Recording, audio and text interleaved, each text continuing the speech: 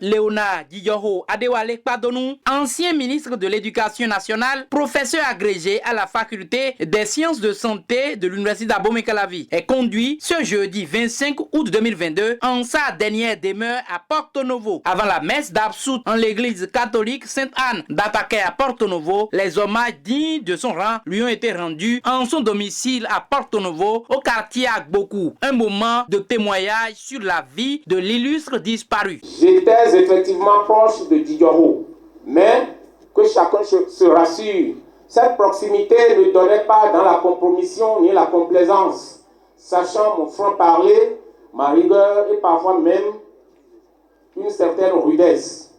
Ceux qui nous connaissent savent que je n'ai pas toujours ménagé Djidjoro, loin de là.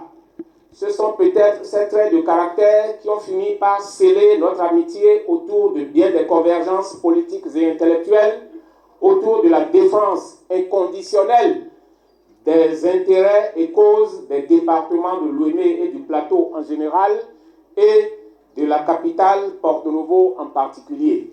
La mort nous a volé le président de la MEPARES cité, mutuelle des parents d'élèves à la recherche de l'excellence. Elle ne pouvait pas le rendre malade car le nom Djidjoro est plein de sens.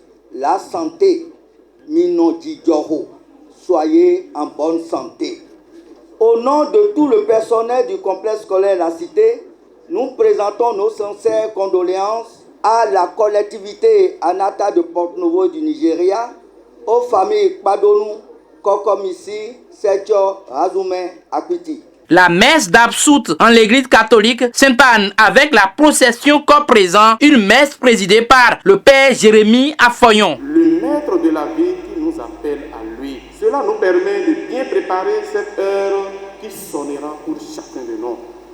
Cette heure, je crois que le professeur Kpadonou l'a préparée toute sa vie, à sa manière, selon ses services, selon ses conditions personnelles.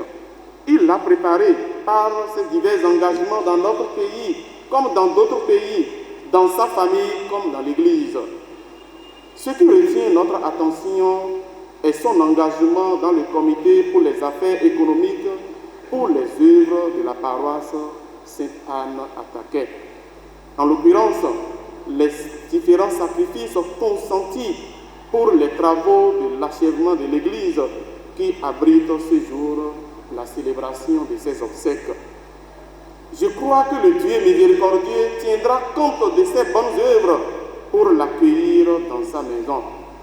Nous le prions donc de fermer les yeux sur ses imperfections et de purifier son âme pour une bonne et heureuse destination dans la félicité éternelle. Ensuite, les fils et parents du défunt ont remercié également l'assistance pour la présence à cette messe. Papa, ton zèle pour la valorisation des valeurs endogènes font de toi un monument, un icône d'inspiration.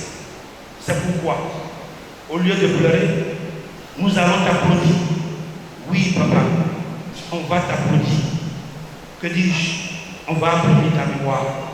Je voudrais humblement prier l'assistance pour applaudir 3 minutes, papa. On y va.